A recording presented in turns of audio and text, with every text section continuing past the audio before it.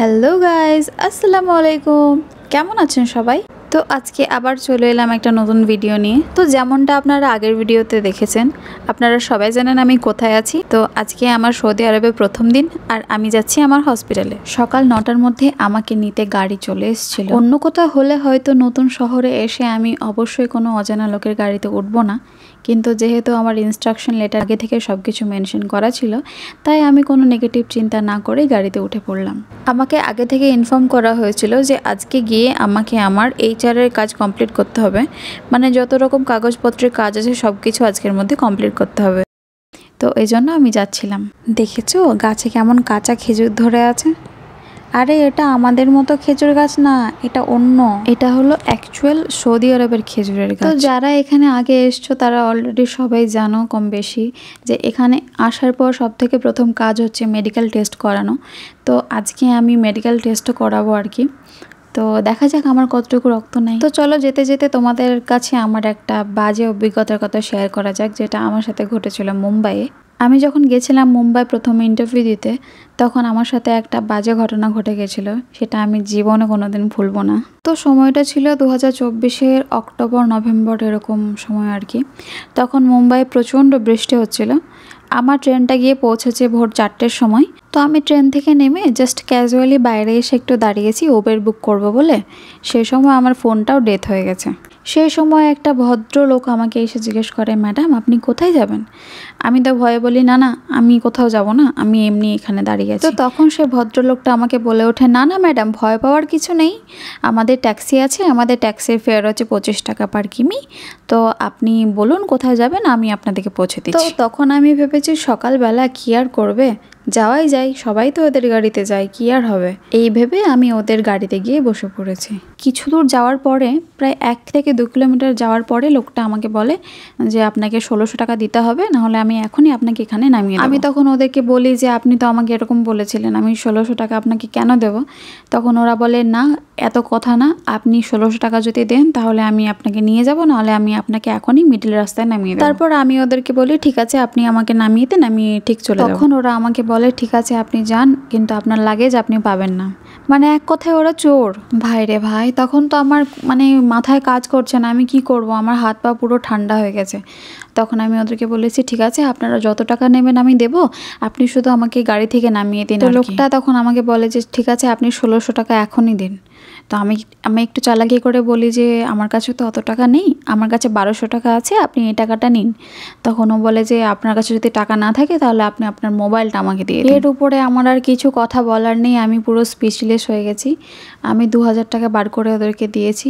তারপরে ওরা আমাকে 400 টাকা ফেরত দিয়েছে আর কি। বলে তারপরে আমাকে আবার কনফার্ম করছে, ম্যাডাম আপনি আপনার টাকা বুঝে পেয়েছেন তো, ঠিকঠাকভাবে বুঝে নিয়েছেন তো টাকা, মানে ভূতের মুখে রাম নাম। তো তখন আমি ওনাদেরকে বলেছি প্লিজ আপনি আমাকে কোথাও একটা নামিয়ে দিন, আমি বাসে করে চলে যাব তা ভালো, আপনি জাস্ট আমাকে নামিয়ে দিন। ওরা আমার রিলেটিভের বাড়ির জাস্ট 1 কিলোমিটার আগে আমাকে নামিয়ে দেয়। আমার রিলেটিভ অবশ্য এর জন্য আমাকে অনেক বকাবকি করেছিল, তার কারণ তারা আগেই আমাকে বলেছিল যে স্টেশনটা ভালো না, কোনো অজানা লোকের গাড়িতে উঠবে না, আর চাইলে আমি তোমাকে নিয়ে আসবো। কিন্তু আমি বলেছিলাম না নিয়ে আসতে হবে না, আমি পারবো আসতে। টাকাটা বড় কথা না, কিন্তু যে এক্সপিরিয়েন্সটা হয়েছে সেটা আমি জীবনে ভুলবো না। এটা ছিল আমার জীবনের সব থেকে বড় শিক্ষা। মনে হয় আমি এতটা প্রতারণার শিকার নার্সিং পড়তে গিয়েও হয়নি। কিন্তু একটা কথা সবারই মাথায় রাখা দরকার যে রিভেঞ্জ অফ নেচার বলে কিছু একটা আছে, যে যেমন করবে তার সাথে তেমনটাই হবে।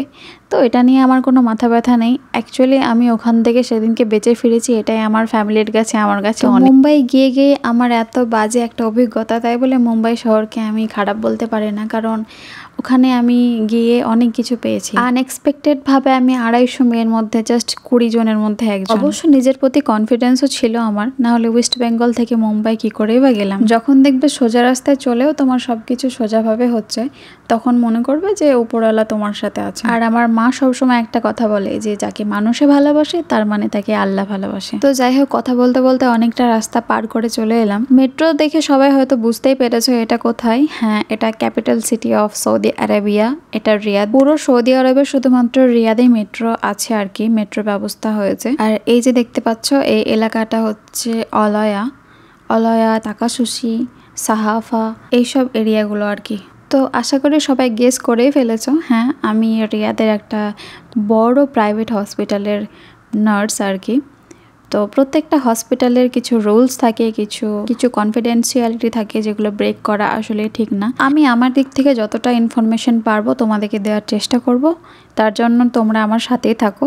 আর তোমরা যদি জানতে চাও আমি কিভাবে ইন্টারভিউ দিলাম, কাদের থ্রুতে এখানে এলাম, কিভাবে এলাম, কত টাকা লাগলো, আমার স্যালারি কত, সব কিছু ডিটেলসে যদি জানতে চাও তাহলে অবশ্যই কমেন্ট করে জানাবে, আমি তোমাদেরকে ডিটেলসে সব কিছু বলবো। আর অবশ্যই আমার চ্যানেলে তোমরা অ্যাক্টিভ থাকো, আমি ডে বাই ডে তোমাদেরকে ইনফর্ম করব যে এখানে আমার এক্সপিরিয়েন্সটা কেমন হচ্ছে। এলাকাটা অনেকটা নিউ টাউনের মতো, আমাদের যেরকম কলকাতা নিউ টাউন যে নতুন নতুন সিটিগুলো তৈরি হচ্ছে, সব কিছু ডেভেলপ হচ্ছে, ঠিক এটাও ওরকমই। তো তোমরা হয়তো এখন ভাবছো যে আমি এতটা লম্বা রাস্তা ধরে কোথায় যাচ্ছি। তো না, আমি অলরেডি হসপিটালে গেছিলাম, আমি আমার ব্লাড স্যাম্পল সব কিছু স্যাম্পল দিয়ে চলে এসেছি। আমার 2 দিন পরে গিয়ে রিপোর্ট আনার আছে, ব্যাস এখন আমি রিটার্ন করছি বাড়ি। এই কথাটা যদি আমার মা শুনে ফেলে তাহলে তো আমাকে পুরো মানে মাথা খেয়ে ফেলবে আর কি, যে 2 দিন গিয়ে তোর ওখানে বাড়ি হয়ে গেল, তাহলে আমাদের এখানে এটা কি। আসলে এতদিন বাড়িতে ছিলাম তো, তাই কোথাও থেকে ফিরলে মনে হয় বাড়ি যাচ্ছি, তবে আমি বাড়ি না, রুমে যাচ্ছি আর কি। তো আজকের মতো কাজ শেষ, কিন্তু যেহেতু এখানে আছি তখন কাজের কোনো শেষ নেই, অনেক কাজ বাকি আছে, অনেক কিছু দেখা বাকি আছে, অনেক কিছু এক্সপেরিমেন্ট করা বাকি আছে। নেক্সট টাইম আরও ইন্টারেস্টিং ভিডিও পাওয়ার জন্য আমার চ্যানেলটা সাবস্ক্রাইব করে রাখুন। রিয়াদে বাস কেমন হয়, রিয়াদে কিভাবে বাস চড়তে হয়, মেট্রো কেমন হয়, কিভাবে মেট্রো চড়া যায়, রিয়াদের শহরে খাবারের দাম কেমন, শপিং মল কেমন, সব কিছু দেখাবো আস্তে আস্তে। তো তার জন্য আমার পাশে থাকুন। এই ভিডিওটা ভালো লাগলে অবশ্যই একটা লাইক করবেন, কমেন্ট করবেন। আর রিয়াদ সম্পর্কে কি কি জানতে চান, কি বিষয়ে ভিডিও চান, সেটা অবশ্যই আমাকে কমেন্ট করে জানাবেন। আর হ্যাঁ, আর একটা কথা, আমার মতো ভুল কিন্তু আর মুম্বাই গিয়ে কেউ করবেন না। আর একটা ভিডিও শেয়ার করব আমার অ্যাকোমোডেশন, আমার রুম আর আমার গিফট হ্যাম্পার নিয়ে। তো দেখা হবে একটা নতুন ভিডিওতে, ততক্ষণের জন্য আল্লাহ হাফেজ, বাই বাই।